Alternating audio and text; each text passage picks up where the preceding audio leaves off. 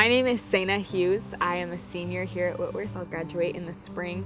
And I did my internship at First Presbyterian Church of Snohomish, Washington. My name is Craig Bingham. I just graduated last May, so I'm my first year out of Whitworth, and I interned at Tierra Nueva. My name is Mark Richcreek. I graduated last May, and I did my internship at Mount Vernon Presbyterian Church. And all I've done.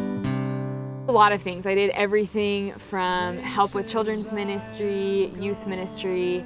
I led some adult ed Bible studies, taught Sunday school, helped with VBS. I preached a sermon, kind of a jack of all trades around the church. Tierra Nueva, it's kind of an alternative sort of ministry church. So they have a little 5-acre organic farm.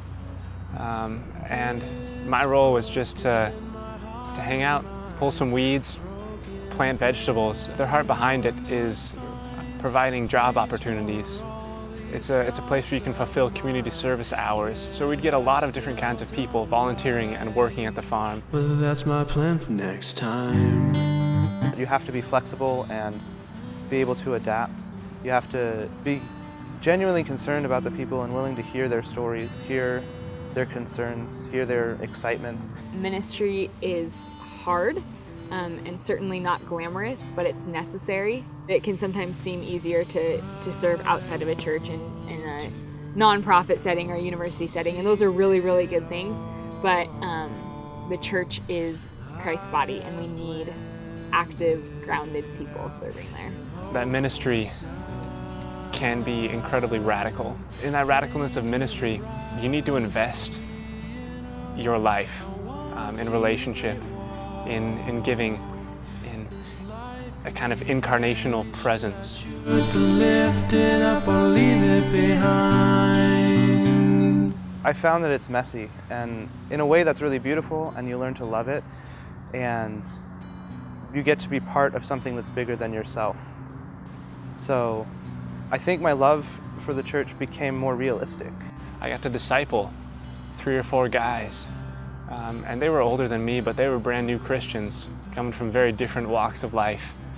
And just in the ministry and out at the farm, we just got to share life together. And so I think ultimately that is what the church is, and that shaped my view of what it means to be a brother in Christ, to disciple. This book has been my heart and mind. By finding myself in situations that I really didn't expect, even going into it, those are always the best places to grow. I grew in some of my questions about faith and about relationship with God. What does that look like? What does it look like when you're leading other people? I think I gained a lot of independence that summer. I was challenged to do things on my own, really without assistance, plan events or write a sermon, or even just reach out to people who were in need.